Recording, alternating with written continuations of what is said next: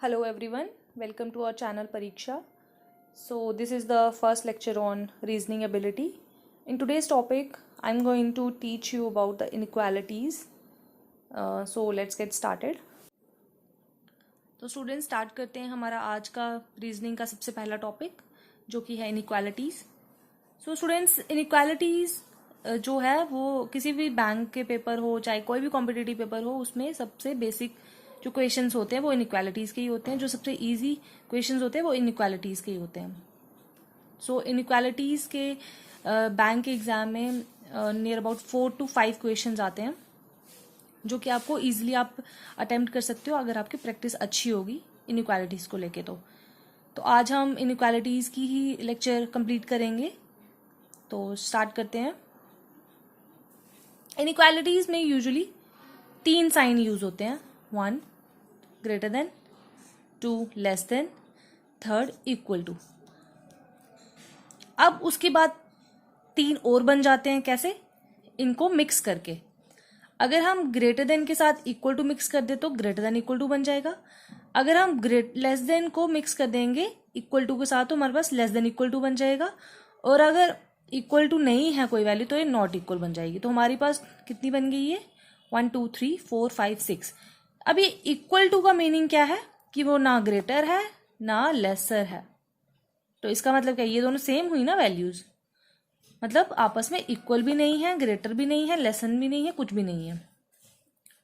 अब जैसे ये वैल्यू हमारे पास दी है इसमें क्या होता है इनइक्वालिटीज में आपको 2 इक्वेशंस दी जाएंगी. आपको उसके कॉम्बिनेशन से उसके कंक्लूजन्स को सॉल्व करना होता है. जैसे अगर हमारे पास 2 रिलेशन दिए हुए हैं ए और बी टू सी और हमें फाइंड आउट करना है थर्ड ए टू सी. ए और बी हमें एक वैल्यू दी हुई है. ए और बी के बीच में हमें एक रिलेशन बताया हुआ है. बी और सी के बीच में भी हमें एक रिलेशन बताया हुआ है. अब हमें फाइंड करना है ए और सी के बीच में आपस में क्या रिलेशन है. तो हम कैसे फाइंड आउट करेंगे? सबसे पहले इन साइंस की हेल्प से आप समझ लीजिए कि हमने साइन को कैसे हमने रिलेट करना है आपस में. अगर ए और बी का आपस में रिलेशन है ग्रेटर देन का, मतलब ए ग्रेटर देन बी है और बी ग्रेटर देन सी है, तो ए ग्रेटर देन ए भी जो होगा वो ग्रेटर देन होगा सी से. होगा नहीं होगा? देखो अगर ए ग्रेटर देन बी है और बी भी ग्रेटर देन सी है तो अल्टीमेटली क्या होगा? ए ग्रेटर देन सी होगा नहीं होगा? होगा, बिल्कुल होगा. इसी तरीके से जब बाकी सिंबल्स आपस में कंबाइन होते हैं, ये दोनों आपस में कंबाइन होंगे तो ये हमें थर्ड प्रोडक्ट मिलेगा. क्या मिलेगा? मैं आपको क्विकली रिव्यू दे देती हूँ इस चीज का. अगर हमें कहीं पे भी सिंबल मिलेंगे ग्रेटर देन और ग्रेटर देन इक्वल टू तो इन दोनों में छोटा रिलेशन कौन सा है? ये वाला, less than, sorry greater than. तो हमें हमारा जो फाइनल रिजल्ट आएगा वो ट्रू कौन सा होगा? अगर ग्रेटर देन होगा तो. अगर इधर ग्रेटर देन होगा इन दोनों के बीच में ग्रेटर देन इक्वल टू और इधर ग्रेटर देन होगा तो दोनों में से छोटा कौन सा है? ये वाला. तो जो फाइनल प्रोडक्ट होगा वो ट्रू होगा जहां पे ग्रेटर देन वैल्यू होगी. सेम अगर ग्रेटर देन इक्वल टू इधर भी ग्रेटर देन इक्वल टू होगा और इधर भी ग्रेटर देन इक्वल टू होगा तो दोनों में आपस में ट्रू कौन सी वैल्यू लाई करेगी? Greater than equal to. Same इस केस में भी, लेस देन के केस में भी सेम चीज प्रोसेस रिपीट करती है. जो छोटी वैल्यू हमारे पास होगी हमारा जो फाइनल आउटपुट जो रिलेशन होगा वो उसी फॉर्म में होगा. अगर हमारे पास जो छोटा रिलेशन है वो लेस देन का है तो फाइनल भी लेस देन का आएगा. और हमारे पास छोटा ग्रेटर देन का रिलेशन है तो फाइनल रिजल्ट भी ग्रेटर देन का ही आएगा. अब हम बारी करते हैं थोड़ी एक्सेप्शंस की. एक्सेप्शन क्या है? अगर हमारे पास एक रिलेशन आता है ग्रेटर देन का, दूसरा आता है हमारे पास रिलेशन लेस देन का, तो उस केस में क्या होगा? उस केस में क्या होगा? हमारे पास कोई रिजल्ट नहीं आएगा. फॉर एग्जाम्पल अगर हमें ये दिया होगी value A greater than B and B less than C, हम ए और सी का रिलेशन कभी नहीं बता सकते. क्यों? क्योंकि इन दोनों के आपस में बीच में कोई रिलेशन ही नहीं है. एक बी से बड़ा है और बी दूसरी से छोटा है, तो हम तो इस चीज की जजमेंट कर ही नहीं पाएंगे ना कि ए और सी के बीच में क्या रिलेशनशिप है. और दूसरा होता है एक्सेप्शन हमारे पास अगर ये चीज आती है ग्रेटर देन इक्वल टू और लेस देन इक्वल टू. अब ग्रेटर देन लेस देन का तो रिलेशन होगा नहीं क्योंकि हमने पहले बता दी नो रिलेशन, बट ये इक्वल टू ऐड करने से ये इधर और का केस बन जाता है. तो इधर और के केस में हम बाद में पढ़ेंगे. मैं आपको बाद में आपको इधर और के केस के बारे में बताऊंगी. सबसे पहले हम इसके रिलेटेड थोड़े क्वेश्चंस कर लेते हैं. ठीक है, ये सबसे बेसिक टॉपिक है. आप इसको इजिली 5 मिनट के अंदर अंदर कंप्लीट कर सकते हैं. अगर आपको एग्जाम में 5 क्वेश्चन पूछे जाते हैं तो आप 5 के 5 क्वेश्चन अटेम्प्ट कर सकते हैं बिना किसी लूप होल के, बिना किसी प्रॉब्लम के, और आप अपना टाइम भी बचा सकते हो क्योंकि ये क्वेश्चन इतने ट्रिकी नहीं होते हैं कंपैरिजन टू बाकी अदर क्वेश्चंस के। सो हम क्वेश्चंस देखते हैं। जैसे फॉर एग्जांपल हमने इक्वेशन लिया हुआ है A greater than B, B greater than equal to C. अब ये तो दोनों में कॉमन है, ग्रेटर देन दोनों में कॉमन है, तो इसका मतलब ए और सी के बीच में आपस में रिलेशन क्या आया, ए ग्रेटर देन सी। इसी तरीके से अगर हमें पूछा होगा बी और सी का रिलेशन बताओ, हम वो भी बता देंगे। ए और बी का पूछा होगा, हम वो भी बता देंगे। अब सेकेंड है A greater than equal to B, B greater than C. तो इस केस में हम क्या करेंगे, हमारे पास रिलेशन हम बता सकते हैं ए और सी का क्या है। क्या बताया मैंने इधर, अगर ग्रेटर देन इक्वल टू और ग्रेटर देन हो तो दोनों में छोटा रिलेशन कौन सा है, ग्रेटर देन। तो आंसर में हमारा क्या आएगा, ए ग्रेटर देन सी। ठीक है, तो इसी तरीके से हम थोड़े एक्सरसाइज के क्वेश्चन सॉल्व कर लेते हैं, क्योंकि इसका मेन जो कंसेप्ट था वो मैंने अभी आपको क्लियर कर लिया कि किस तरीके से होता है। बाकी रही इसकी एक्सरसाइज की बात, तो अभी हम वही करते हैं और प्रैक्टिस सेशन हम कंप्लीट करते हैं ताकि हम इस चीज़ की पूरी तरीके से प्रैक्टिस कर चाहें और हमारे जो 5 नंबर हैं इनइक्वालिटीज़ के वो हम इजीली ग्रैब कर सकें। ओके, सो एक्सरसाइज में हमारे क्वेश्चंस कुछ मैं आपको बताती हूँ। उससे पहले आपको ये चीज़ बताती हूँ ये क्या दिया हुआ है। हमारे जब इनइक्वालिटीज़ के क्वेश्चन आते हैं, हमें सबसे पहले हेडिंग में हमें ये ऑप्शंस दिए जाते हैं। ये ऑप्शंस हमने इन इनइक्वालिटीज़ को आंसर्स के बेसिस पे हमें इनको मार्क करना होता है। Only one is true. अगर हमें 2 कंक्लूजन दिए हैं, अगर उसमें से सिर्फ एक ट्रू है तो हम इसको टिक करेंगे। Only second is true. अगर दोनों कंक्लूजन में से सिर्फ एक ठीक है, वो है सेकेंड वाला, तो हम सेकेंड इज ट्रू करेंगे। अब थर्ड केस के बारे में बाद में बताती हूँ आपको। फोर्थ है neither one nor two is true. अगर दोनों में से एक भी ट्रू नहीं है तो हम इसको टिक करेंगे। Both 1 and 2 are true. अगर दोनों के दोनों ही अगर ट्रू आते हैं अगर आपकी, तो इसका मतलब क्या है, फिफ्थ को हम टिक करेंगे। तो चलिए विदाउट वेस्टिंग टाइम हम फर्स्ट क्वेश्चन की तरफ देखते हैं। हमारा फर्स्ट क्वेश्चन है P greater than Q greater than R less than S greater than equal to T। तो अब इसका पहला कंक्लूजन अगर हम देखें, ये दोनों, तो फर्स्ट इक्वेशन में हमारे पहला कंक्लूजन में क्या है, P ग्रेटर देन R। अब P इधर है, R इधर है ये ट्रू है। कैसे, P ग्रेटर देन Q और Q ग्रेटर देन R, तो इसका मतलब P जो होगा वो R से बड़ा होगा, तो ये आ गई ट्रू। ये भी ट्रू है। अब हम सेकंड देखते हैं। हमने एक ऑप्शन को देख के हमने कभी भी टिक नहीं करना है, क्योंकि हमें अभी सेकंड में देखना है। अब इसको देख के हम सीधे ओनली वन कर दें, फिर हमारा तो गलत आ जाएगा। अब R less then P, R ये है और P इधर है। R छोटा है Q से और Q छोटा है P से, तो ये भी ट्रू आ गया। इसका मतलब हमारे पास ऑप्शन कौन सा आ जाएगा, कौन सा ऑप्शन है, दोनों ट्रू। अगर दोनों ट्रू हो तो both 1 and true second are true. हमारे पास हम फिफ्थ को टिक कर देंगे, क्या आएगा, बोथ 1 एंड 2 आर करेक्ट। ठीक है, अब नेक्स्ट, जिसको थोड़ा भी आइडिया लग चुका है इस टॉपिक का, इनइक्वालिटीज का समझ में आ चुका है, वो वीडियो को पॉज करके वापस से अपने क्वेश्चंस को मार्क करो और रिज्यूम करके उन क्वेश्चंस को चेक करो। अच्छा, अब सेकेंड हमारे पास ये आ जाता है P ग्रेटर देन S और R greater than P। P हमारे पास ये वैल्यू है और S यहाँ पे है। अब P ग्रेटर देन Q तो है, Q ग्रेटर देन R भी है, but R less than S है। तो जब ये ग्रेटर देन और लेस देन का जब मैंने बताया, जब ग्रेटर और लेस दोनों हो तो उस केस में क्या होता है, नो रिलेशन, मतलब फॉल्स। जिनको समझ में नहीं आ रहा वो वीडियो को बैक करके जो मैंने पहले रिलेशंस के सिंबल्स बताए पूरे, उनको स्क्रीनशॉट लेके या उनको वीडियो को पॉज करके उन रिलेशन को समझो दोबारा से और फिर वापस से रिज्यूम करके आगे करके दोबारा इन क्वेश्चंस पे आ जाओ। R greater than P, R greater than P, R यहाँ पे और P यहाँ पे है। R सबसे पहले यहीं पे फॉल्स हो रहा है ये चीज, R बड़ा थोड़ी है P से, R तो छोटा है, तो यहाँ पे भी इस केस में फॉल्स आ जाता है। तो दोनों इसमें से कौन सा है, जब बोथ, कौन सा option, neither 1 nor 2 is true, तो ये हमारे पास ऑप्शन कौन सा है, फोर्थ।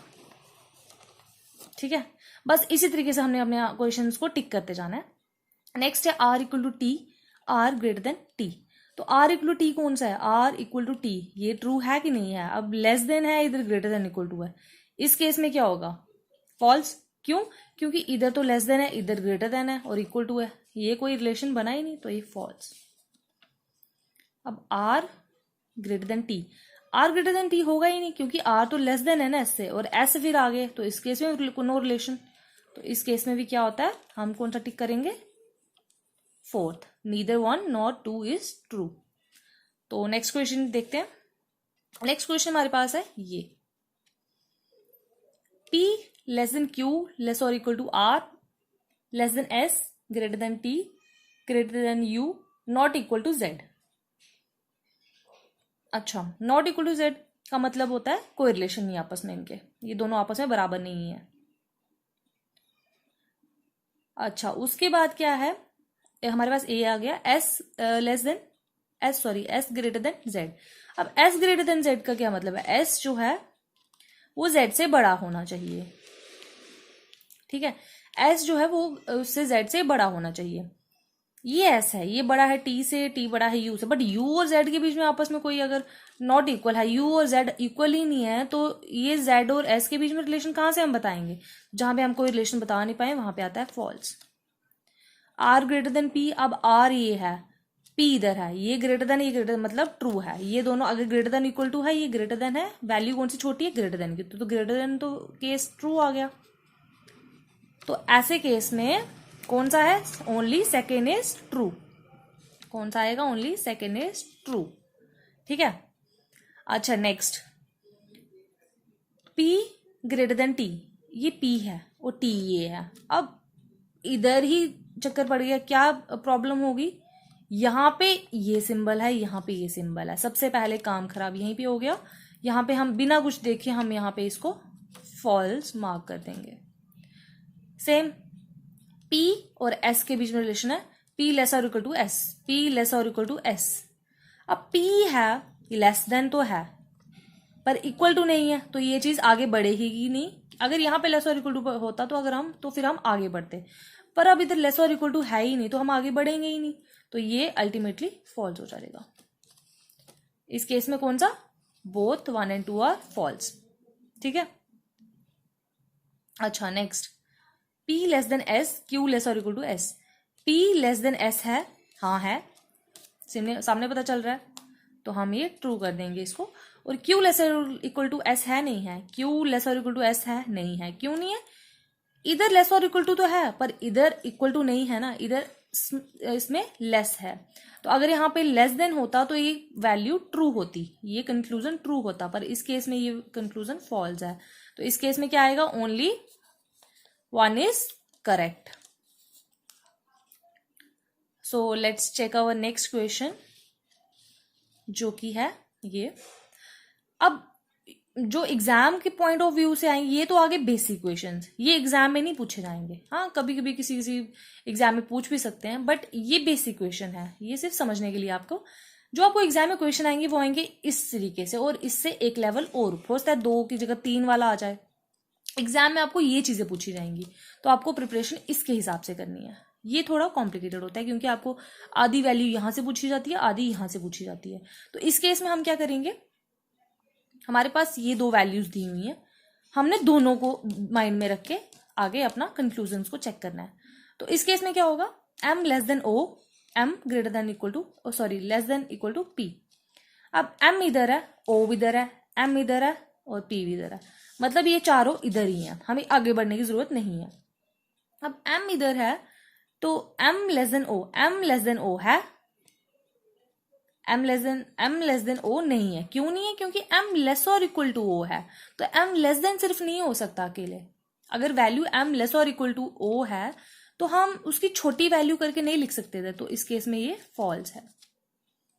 अब m लेस और इक्वल टू p, ये भी फॉल्स होगा। कैसे? m लेस और इक्वल टू n तो है, m लेस और इक्वल टू o भी है, बट इधर एक लेस देन की वैल्यू की वजह से ये चीज फॉल्स हो जाती है। इसका मतलब हमारा फिर से कौन सा आ जाता है? फोर्थ, जो कि है बोथ आर इनकरेक्ट, ठीक है। अब नेक्स्ट है सी पी, हमें दोनों वैल्यू में चाहिए। अब सी इधर है और पी इधर है, इसका मतलब हमें दोनों की तरफ ध्यान देना है इक्वली, हमें वैल्यूज को सॉल्व करना है दोनों की तरफ देख के इक्वली। तो इस केस में क्या होता है, हमारे पास सी ग्रेटर देन पी है, ये C जो है ये P से बड़ा है। अब C और P के बीच में कुछ कॉमन दिख रहा है इन दोनों वैल्यूज के बीच में, C और O इधर है और O इधर भी है, इसका मतलब हम यहां से इधर जंप कर सकते हैं। तो इधर हमारा फाइनल कंक्लूजन क्या बनेगा, C लेस देन O और O लेस देन P ना, ये रिलेशन इन दोनों का बन जाएगा। तो इस केस में ना ये वाली ट्रू आएगी ना ये वाली ट्रू आएगी। क्यों? क्योंकि ये तो C और P में लेस देन का रिलेशन है, इधर तो ग्रेटर देन और इक्वल टू का बताया हुआ है। तो ये दोनों फॉल्स और ये फॉल्स, तो इसमें क्या आएगा, बोथ आर इनकरेक्ट। हमें इन दोनों इक्वेशंस की हेल्प से हमें थर्ड इक्वेशन डेवलप करनी है एक। ये आप इजिली नहीं कर पाओगे जब तक आप प्रैक्टिस नहीं करोगे। अच्छा, उसके बाद नेक्स्ट हमारे पास जो आता है K और N, M और O। K इधर है, N इधर है, M इधर है, O इधर है। हमें इसका मतलब दोनों इक्वेशंस को माइंड में रख के काम करना है। अब हम इन दोनों की हेल्प से देखते हैं कि हम थर्ड इक्वेशन बना सकते हैं कि नहीं बना सकते हैं। तो थर्ड इक्वेशन हमारे पास क्या बन जाएगी, K greater than equal to M। K और M के बीच में कोई कुछ कॉमन है, K, M और N हमें तीनों मिल जाए। हाँ, O K equal to L greater than equal to O और O greater than equal to N और N greater than equal to M। ठीक है, ये हमारे पास आ गया रिलेशन। अब हमने इस इक्वेशन के बेस पे ये दोनों पार्ट सॉल्व कर देने हैं। K greater than equal to N है, K इक्वल टू L है, L ग्रेटर देन है, हाँ है। तो इसका हम क्या लिख देंगे डायरेक्टली, इसका हम डायरेक्टली क्या लिख देंगे, ट्रू। कैसे? क्योंकि हमें जस्टिफाई कर रहा है। M less or equal to O है, M इससे छोटा, N से, N इससे छोटा O से, तो अल्टीमेटली M जो छोटा होगा वो O से होगा। तो दोनों ट्रू, इसका मतलब बोथ 1 and 2 और ट्रू। तो नेक्स्ट क्वेश्चन देखते हैं। नेक्स्ट क्वेश्चन हमारे पास, आपको बस प्रैक्टिस करनी है और अपना माइंड एक जगह अटेंशन पे रखना है। अगर आप माइंड को फोकस नहीं करोगे तो आपके क्वेश्चन सॉल्व नहीं होंगे, और सॉल्व नहीं होंगे तो आपका एग्जाम पूरा पूरा रह जाएगा। तो इस क्वेश्चन को हम सॉल्व कैसे करेंगे, इन तीनों से हम आगे एक इक्वेशन, एक कंडीशन बना के हम इन कंक्लूजन को जस्टिफाई करेंगे। अब K greater than equal to R, K इधर है, R इधर है, इन दोनों में कॉमन क्या है, P और U। अब K जो है वो greater than equal to U है, U greater than equal to P है और P greater than equal to R है। यहां से पता चल जाएगा हमें फर्स्ट इक्वेशन। इस केस में क्या होगा, K greater than equal to R है, यहां से पता चल रहा है, तो इसका मतलब ट्रू। अब L और R, L इधर है और R इधर है, L और U से हम इसकी वैल्यू निकाल सकते हैं। L जो है ग्रेटर देन है U से, U greater than equal to है P से और P greater than equal to है R से। तो L ग्रेटर देन R हुआ, हो गया। तो हम इससे क्या, कौन सी आएगी, बोथ 1 and 2 आर करेक्ट, मतलब फोर्थ। अच्छा, नेक्स्ट उसकी तरह इसी तरीके से हम नेक्स्ट वाला क्वेश्चन भी करेंगे, ये वाला L greater than U greater than equal to P। तो इसको हम जब सॉल्व करेंगे तो L जो है, ये L है, ये ग्रेटर देन U है, और U जो है ये greater than equal to P है।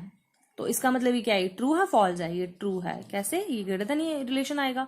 और ये जो R है, R इधर है, R अगर इधर है और R और U के बीच में रिलेशन बताना है तो U P की हेल्प से ही करेंगे। R जो है वो लेस देन और इक्वल टू P है और P less than equal to U है, तो अल्टीमेटली R जो है less than equal to U होगा ही होगा, तो ये भी ट्रू है। तो बोथ 1 and 2 है ट्रू। तो जब हम नेक्स्ट इस क्वेश्चन को देखेंगे तो इन तीनों इक्वेशन से हमें ये कंक्लूजन होता है, T और K के बीच में जब हम रिलेशन फाइंड आउट करेंगे हमें पता चलेगा कि ये भी ट्रू वैल्यू है और ये भी ट्रू वैल्यू है। तो जब दोनों ट्रू हो तो कौन सा होता है, बोथ 1 and 2 आर ट्रू, तो मतलब fifth part.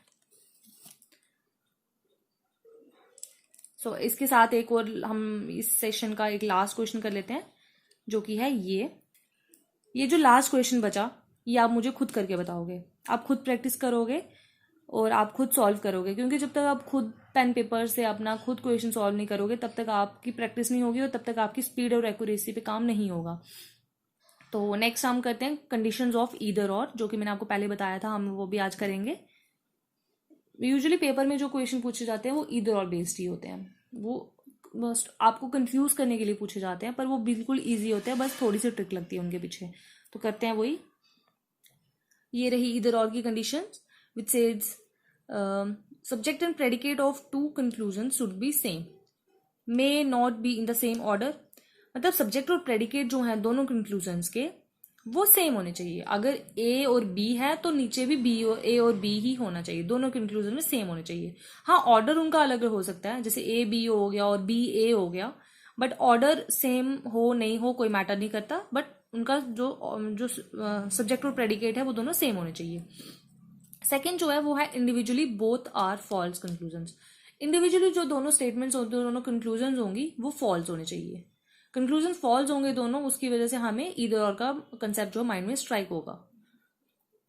Both conclusion should cover maximum solutions according to the given statement. अब दोनों सोल्यूशंस हैं वो मैक्सिमम पॉसिबिलिटीज को कवर कर लेना चाहिए, मतलब हम हर वे से उनको और सॉल्व करने की ट्राई करेंगे तो वो दोनों फॉल्स आएंगी, उसके बाद ही ये ईदर और का केस लगता है। तो इसके बेस पे हम थोड़ी एग्जाम्पल कर लेते हैं ताकि आपको पूरा तरीके से क्लियर हो जाए। सो ये है फर्स्ट वन एग्जाम्पल है, A greater than equal to B, B greater than equal to C. अब इन दोनों के केस में ए ग्रेटर देन सी, ए सी से बड़ा नहीं है तो पहला भी फॉल्स, ए इक्वल टू सी भी नहीं है तो दूसरा ही फॉल्स। दोनों जब इंडिविजुअली दोनों फॉल्स हैं तो इस केस में हम क्या करते हैं, इस केस में हमारा एक डाउट आता है हमें कि ईदर और की कंडीशन हो सकती है। कैसे हो सकती है, क्यों, सब्जेक्ट एंड प्रेडिकेट जो दोनों सेम है, इधर भी एसी है इधर भी एसी है, तो ये केस कौन सा हुआ, ईदर और का। ईदर और का केस जो होता है वो आता है कौन से नंबर पे, थर्ड नंबर पे, तो ये हमारा थर्ड नंबर पे आया। अच्छा, ईदर और के केस में अगर हम नेक्स्ट क्वेश्चन की बढ़ते हैं तो उसमें क्या है, सी और ए का रिलेशन और सी और ए का सब्जेक्ट प्रेडिकेट सेम है। सबसे पहले क्वेश्चन में देखो ही, अगर आपको हिंट चाहिए तो सबसे पहले देखो ही यही कि सब्जेक्ट प्रेडिकेट सेम है कि नहीं है। अगर आपको सेम दिख जाता है तो इसका मतलब वो डेफिनेटली ईदर और की कंडीशन है। फिर आगे अगर कॉम्प्लिकेटेड कुछ दिखता है तो फिर आगे डिटेल में जाओ, पर अदरवाइज क्वेश्चन को देख के पता चल जाता है ईदर और का कंसेप्ट है या नहीं है। अब सी ए है दोनों सब्जेक्ट प्रेडिकेट सेम है, बट हमें फिर भी चेक करना है, तो सी लेस देन ए नहीं है, लेस और इक्वल टू ए है, तो ये दोनों केस किस हैं, फॉल्स, ईदर और के। ये भी दोनों ईदर और के केस हुए। अब ये सब्जेक्ट प्रेडिकेट सेम है, हाँ ऑर्डर अलग अलग है। मैंने पहले इधर मेंशन किया आपको कि ऑर्डर सेम होने की जरूरत नहीं है, सिर्फ सब्जेक्ट प्रेडिकेट हमें सेम चाहिए होता है। तो ये भी दोनों ईदर और के केसेस आए। ए सी ये भी सब्जेक्ट प्रेडिकेट सेम, ये भी ईदर और का केस आया। बड़े लोग सोच रहे होंगे ईदर और का ही केस आया, पर ये केस ईदर और का नहीं है। क्यों नहीं है, अब ए लेस देन सी तो है, सब्जेक्ट प्रेडिकेट की वजह से अगर हम ऐसे गैस लगा के कर लें तो हाँ ठीक है, ये सब्जेक्ट प्रेडिकेट का केस हो गया, बट नहीं, ये सब्जेक्ट प्रेडिकेट का केस तो है, लेकिन ये ईदर और के केस में नहीं है। क्यों नहीं है, क्योंकि इधर जब आता है ए ग्रेटर देन सी, ए जो है सी, ए जो है वो सी से बड़ा है और ए जो है लेस और इक्वल टू सी है। ए सी से बड़ा है नहीं है, A greater than equal to सी है, तो ये फॉल्स आता है। दूसरा, ए और सी के बीच में आपस में लेस और इक्वल टू रिलेशन है।